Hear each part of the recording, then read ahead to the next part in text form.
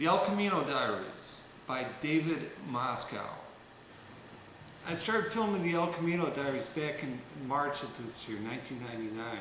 I wanted to do some video that supported my ongoing series of painting called Lost Highway, which are about the roads lesser traveled. So I rigged up my high-8 camera to a tripod and I put it into the back of my Camino. I went over to Radio Shack and got this converter and rigged it back to the trailer hitch on my car so it would all run off of automotive electric. And I put this big spotlight onto the thing and I hop in the truck, the Camino, and I head north to film some of the cornfields and road signs up in Lake County. It was spring, the fields were wet, they were dark, they were muddy, there was still a little bit of snow on the ground. It was a clear day, it was towards the afternoon. I headed north. When I got to just on some little side roads, I don't even know the names of the roads at this point, but I got up to the Illinois-Wisconsin state line and I headed west toward the sun, which was now setting. It's getting towards dark. And I go west to Route 12.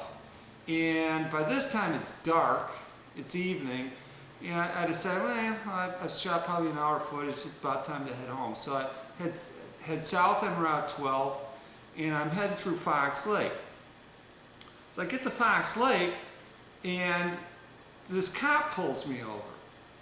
And so I pull it over, and he comes up to the window, I roll down the window, he asks me, what the hell are you doing? He says, you got this big, what is this thing back here? Is this a camera? You got this big light? He says, I'm sitting over here in a Ford dealership, and I see this bright red truck with this big ass light that like blinds me. He says, I gotta pull you over and see what this is all about. So, I start to explain to this guy that, I'm an artist. I've been working on these series of paintings called Lost Highway.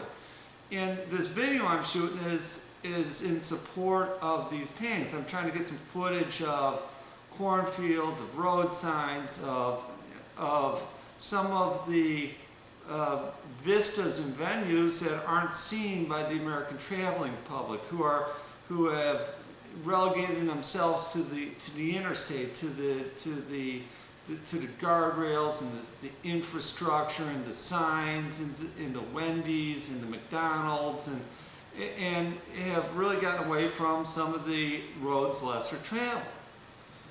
And he says, well, that's the most bizarre thing I've heard all week. He says, you can't wait to tell this one to the boys back at the station house. So he says, let me see your driver's license. I give him my driver's license and he looks at it. I don't think he even ran the place. He says, listen, I just had to pull you over because this, what you're doing here is kind of bizarre. He says, I don't think it's really illegal what you're doing, as long as you don't have the light, this big ass spotlight blinding the oncoming traffic, I got no real problem with it. He says, so you're free to go. So he walks back to his car, and I start my car back up, I throw it into gear, but then I stop, I throw it in the park, and I hop out, and I walk back to the cop, and I say, listen, I didn't get any good footage of you, so would you mind leaving your lights on, and I'll turn the camera around, and I can get a shot, I get the shot of the flashing lights as I pull away. So he says, yeah, why not? Why not? What I got to lose? So I do just that. I turn the camera around, I turn the car back on, and I hop in the Camino, and off I pull on my way home.